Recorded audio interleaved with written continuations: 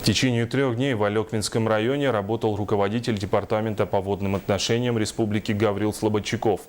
Цель рабочей поездки – на месте решить вопрос по укреплению берегозащиты. Смотрите далее. Обратная связь, так можно двумя словами назвать по рабочую поездку в Алекминский район руководителя департамента по водным отношениям Республики Гаврила Слободчикова. В период работы правительственной группы в районе от населения поступали вопросы по проблемным местам. В Тяне это строительство берегозащитного укрепления, так как селу не раз грозило подтопление. Мы в этом году проводили там превентивные мероприятия по ослаблению прочности льда. Это устье реки Тен, самом реке Токо. Так, и эти работы будем продолжать. Также надо защитить населенный пункт Тене от высоких вод. В селе Токо обрушение береговой линии. Довольно берег рушится интенсивно.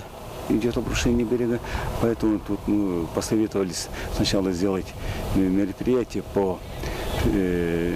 превентивные мероприятия по приостановлению разрушения берега, который у нас есть пример такой хороший. Зная проблемы наследников не понаслышке, за поддержкой обращался и глава района Виктор Васильев.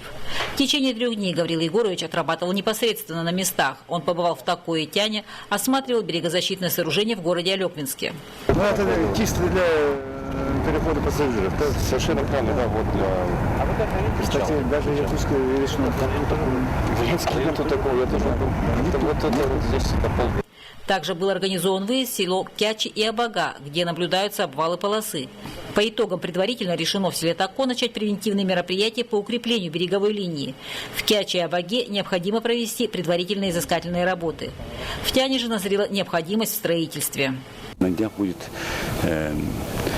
проводиться конкурс на проектную работу по инженерной защите села Тяне.